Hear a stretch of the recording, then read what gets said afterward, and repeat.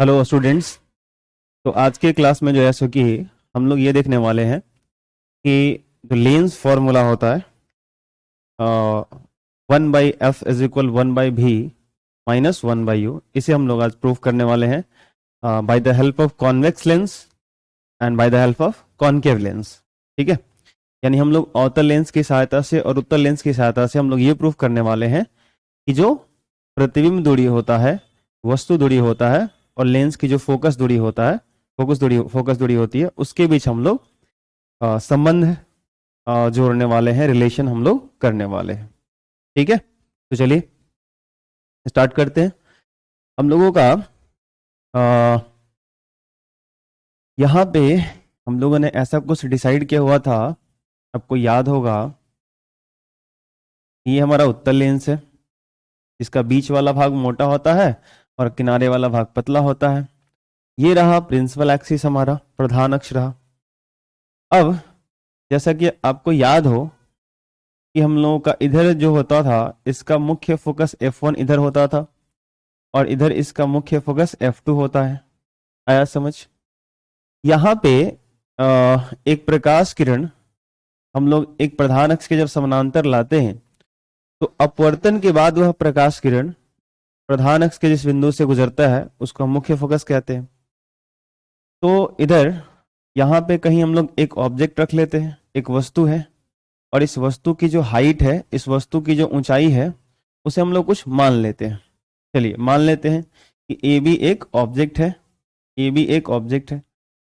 अब ये जो ऑब्जेक्ट ए बी है, वस्तु ए बी है, इस वस्तु ए बी के सिर्फ बी, ये जो ऊपर वाला पॉइंट है, यहां से एक लाइट रेज, एक प्रकाश किरण प्रधान अक्ष के समांतर लेकर चलते हैं। अब जो प्रकाश किरण प्रधान अक्ष के प्रिंसिपल एक्सिस के पैरेलल जाएगा, आफ्टर रिफ्रैक्शन, अपवर्तन के बाद, वो फोकस से चला जाता है। कहां चला जाता है? फोकस से चला जाता है। अच्छा, हमने पिछले क्लास में ये देखा था, पिछले लेक्चर में, कि लेंस का जो ऑप्टिकल सेंटर होता है, प्रकाशी केंद्र जो होता है, प्रकाशी केंद्र वह बिंदु होता है जिस जहां से प्रकाश किरण आपतित होती है, तो क्या होता है कि उसी दिशा में वो निकल जाती है, उसके डायरेक्शन में डेविएशन नहीं आता, दिशा में विचलन नहीं आता। तो यहाँ पे जैसे कि ये प्रकाश किरण ऐसे आएगी और ये ऐसे सीधे निकल जाएगी। आई बात समझ में? अब सीधे निकल जाएगी तो अपवर्तन के बाद एक प्रकाश किरण यहां से ऐसे आ रही है और दूसरी प्रकाश किरण इस लेंस के ऑप्टिकल सेंटर को पार करके यहाँ पे आ रही है। अब ये दोनों जो है सो कि यहाँ पे कटे, तो इस पॉइंट बी का यहाँ पे इमेज बन जाएगा। क्या बन जाएगा? इमेज बन जाएगा, प्रतिबिंब बन जाएगा। तो अब आप देख सकते हो कि यहाँ पे जो हमारा ये बी है, यहाँ पे जो हमारा ये बी है, इसका इमेज यहाँ पे नीचे बना है।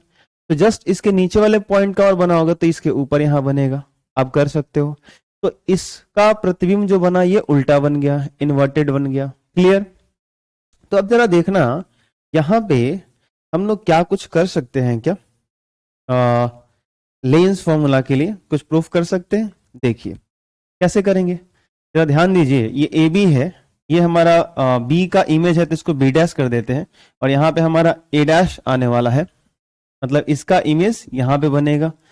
ठीक है, अब एक काम करते हैं, यहाँ पे कुछ पॉइंट का नाम दे दो, जैसे मान लो ये है क्यू। ठीक है, तो माना कि स्मॉल एफ फोकस दूरी का एक उत्तल लेंस है जिसके प्रकाशिक केंद्र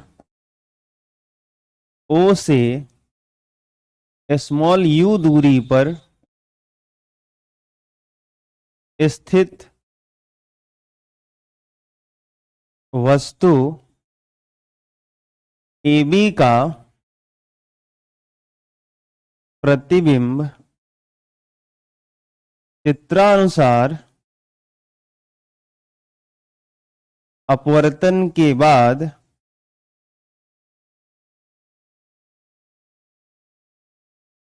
ए डैश बी डैश प्राप्त होता है जो प्रकाशिक केंद्र O से,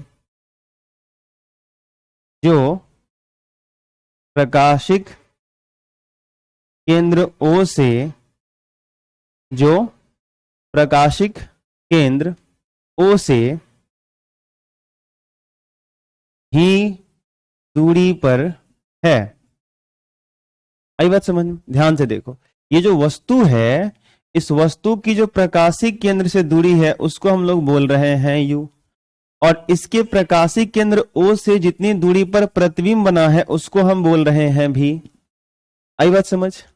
ध्यान से देख लीजिए, मैंने क्या लिखा, माना कि स्मॉल f फोकस दूरी, फोकस दूरी क्या होता है, तो लेंस का जो प्रकाशिक केंद्र होगा और जो मुख्य फोकस होगा उसके बीच की दूरी फोकस दूरी स्मॉल f हो जाएगी। तो मैंने मान लिया कि इस लेंस की जो फोकस दूरी है ये क्या है, स्मॉल f है, ठीक है, और स्मॉल f फोकस दूरी की ये उत्तल लेंस हमें दी गई है। तो माना कि f फोकस दूरी का एक उत्तल लेंस है जिसके प्रकाशिक केंद्र O से U दूरी पर, यहां पर देख लो, ये तो f1 है ना मुख्य फोकस, U दूरी पर स्थित वस्तु AB, U दूरी पर स्थित वस्तु AB का प्रतिबिंब चित्रानुसार अपवर्तन के बाद A', B' प्राप्त होता है। ठीक है, अपवर्तन के बाद A', B' हमें मिल गया। अब जो प्रकाशिक केंद्र O से V दूरी पर है, जो प्रकाशिक केंद्र O से कितनी दूरी पर बना, V दूरी पर बन गया। क्लियर? चलो, अब हम लोग क्या कर सकते हैं कि यहां पे दो ट्रायंगल यूज करते हैं और दोनों को सिमिलर करते हैं, समरूप करते हैं, और फिर जो है सो कि वहां से हम लोग अपनी कहानी आगे बढ़ाएंगे। तो कौन कौन सा ट्रायंगल लेंगे बाबू, ध्यान देना, ये रहा हमारा AOB, ये वाला कौन सा ट्रायंगल, अब यानी नाउ ट्रायंगल AOB तथा त्रिभुज, देखो AOB और एक त्रिभुज A', OB', ठीक है, ध्यान से A', OB', इन दोनों में क्या क्या बराबर है, देखो तो ये वाला कोण इस कोण के बराबर हो जाएगा क्या, ये वाला कोण इसके बराबर हो जाएगा क्या, वर्टिकल अपोजिट एंगल, आमने सामने का कोण शीर्षाभिमुख कोण कहलाता है, हाँ या ना बोलिए, कहलाता है।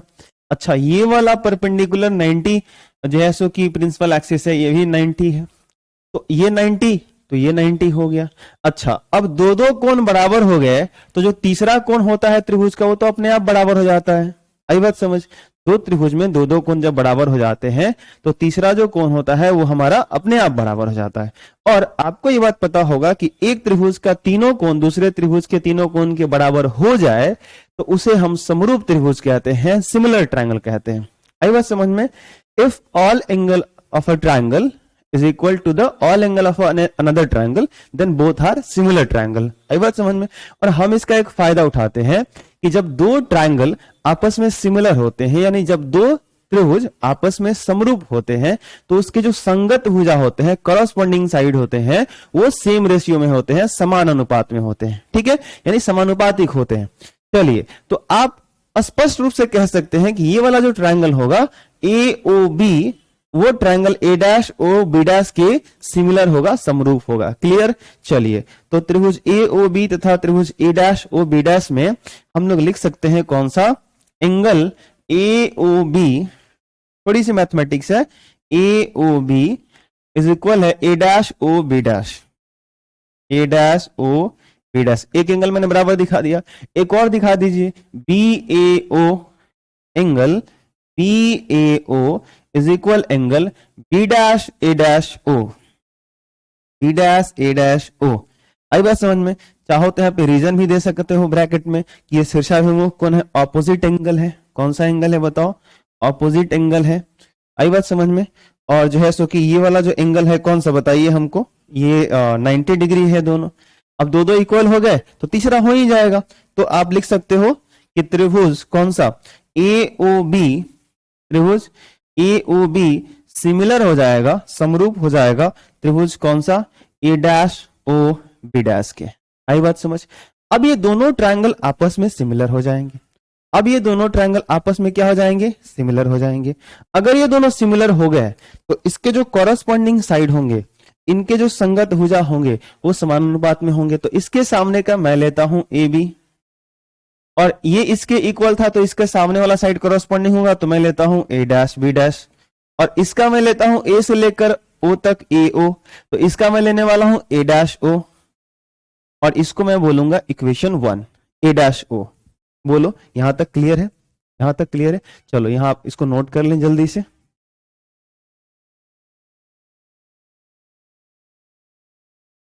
चलिए हो गया, स्क्रीनशॉट कर लिया आपने, मिटा दूं मैं इसे, जरा ध्यान दीजिएगा।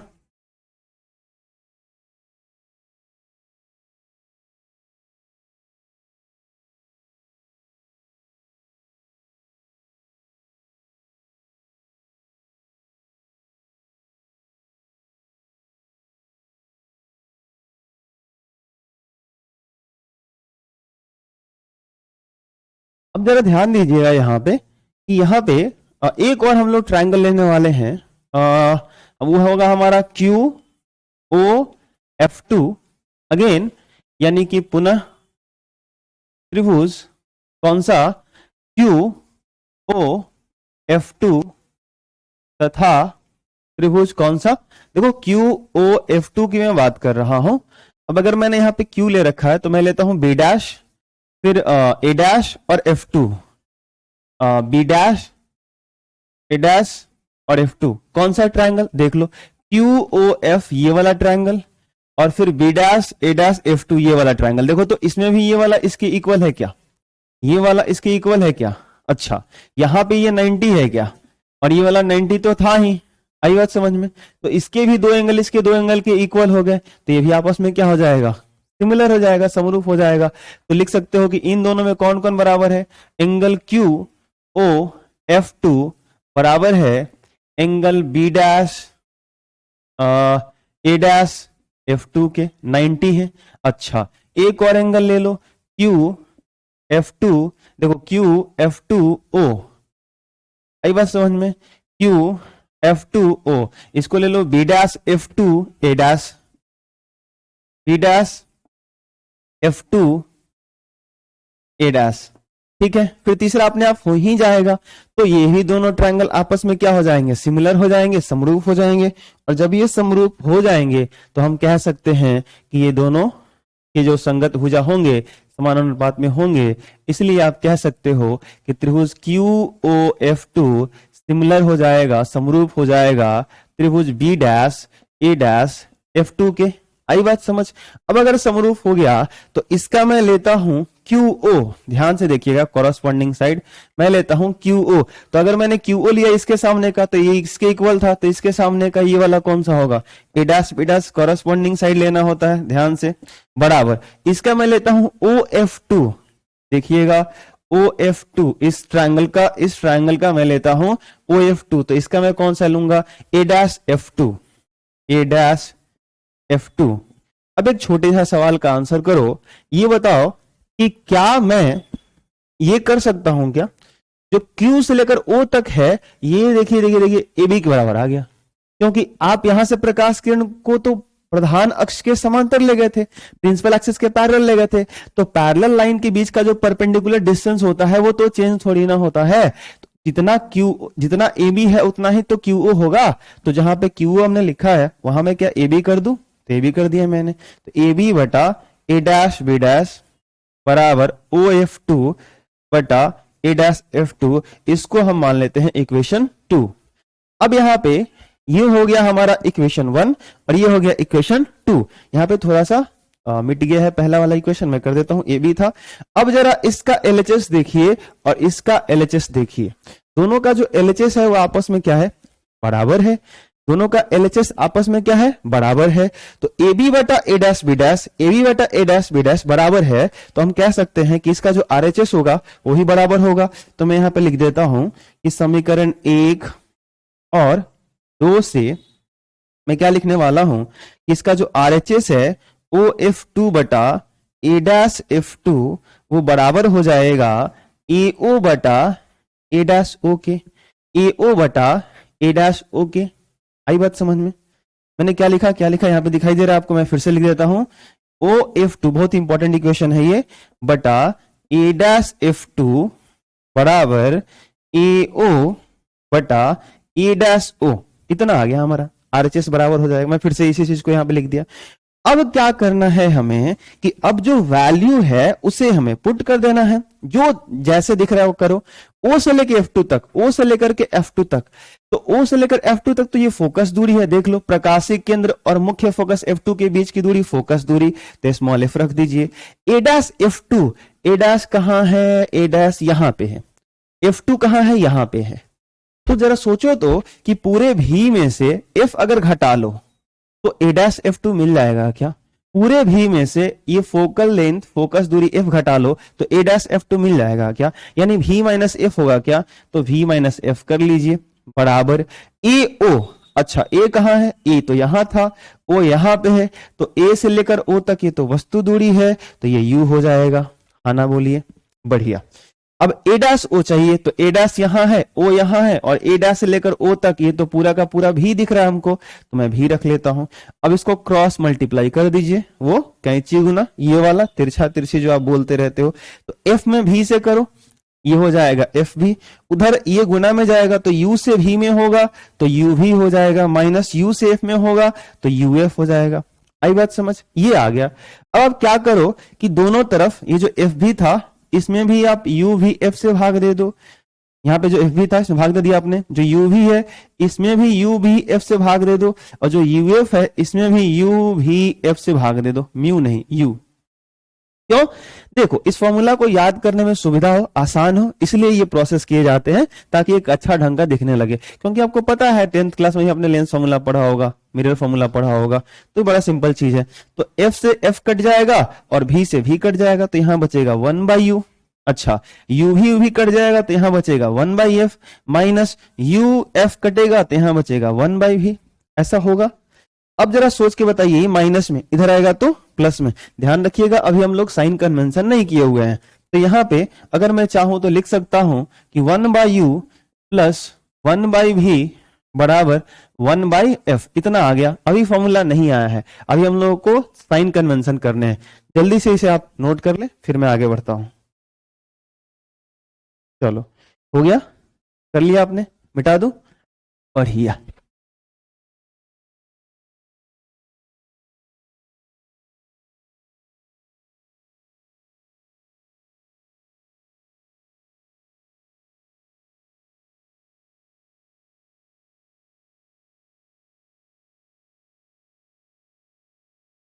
अब जरा देखिएगा कि 1/u plus 1/v is equal 1/f। ये तो मिरर फॉर्मूला की तरह आ गया, लेकिन दरअसल ये मिरर फॉर्मूला भी है नहीं, लेंस फॉर्मूला ही होगा। ध्यान रखिएगा अभी साइन कन्वेंशन बाकी है। चिन्ह परिपाटी लगाइए, चिन्ह परिपाटी से, ठीक है, साइन कन्वेंशन करिए इसका। तो 1/u की अगर बात करूं मैं, तो लाइट इधर से जा रहा है, लेकिन जब आप u मापने के लिए आओगे तो उसके उल्टा आना पड़ेगा, तो ये हो जाएगा -u। क्या हो जाएगा? -u, यानी u माइनस में हो जाएगा, प्लस 1/v। देख लीजिए प्रतिबिंब उधर बना है, इमेज उधर बना है, तो लाइट के डायरेक्शन में ही जाइएगा v मेजर करने के लिए, तो आपका ये प्लस में ही रह जाएगा, बराबर 1/f। फोकस दूरी, अच्छा फोकस दूरी ये भी तो प्रकाशिक केंद्र से इधर ही है, तो उसी दिशा में जाकर के फोकस दूरी माप लेंगे। आपतित प्रकाश केंद्र की दिशा में उल्टा आना ही नहीं पड़ेगा, तो ये भी प्लस में ही रहेगा, तो ये भी पॉजिटिव रह गया, ये भी पॉजिटिव रह गया। तो कहानी क्या बनी कि 1/-u ये प्लस में ही रह जाएगा, 1/v और ये 1/f। तो इसी को ठीक से अरेंज कर दो, जो प्लस है उसको पहले कर दो, 1/v, जो माइनस में है उसको बाद में कर दो, 1/v minus 1/u is equal 1/f। ये हमारा आ गया लेंस फॉर्मूला, लेंस सूत्र। आई बात समझ में? तो हम लोग क्या साबित कर रहे थे बताइए? लेंस फॉर्मूला ही तो हमारा टॉपिक था ना। तो आई होप आपको ये लेंस फॉर्मूला प्रूफ करने आ जाएगा, और एग्जाम में कॉन्वेक्स लेंस से भी प्रूफ करने के लिए आता है और कॉनकेव लेंस से भी प्रूफ करने के लिए आता है। ये बात समझ में? तो ये हम लोग कॉन्वेक्स लेंस से कैसे प्रूफ करेंगे, आई होप आपको क्लियर हो गया होगा। एग्जाम में आता है तो बिल्कुल आप ऐसे ही प्रूफ करोगे, और इजी है, बहुत ही आसान है, आसान तरीके से ये हो जाएगा, और ये रिलेशन आप याद रखोगे। ठीक है, तो नेक्स्ट वीडियो में हम लोग ये देखेंगे कि कॉनकेव लेंस से हम लोग कैसे करते हैं, यानी अवतल लेंस से कैसे हम लोग यही रिलेशन प्रूफ करेंगे। वहां से भी कर सकते हैं, कभी कभी एग्जाम में जो है उत्तल ना दे करके वो अवतल देता है। ठीक है, तो थैंक यू सो मच।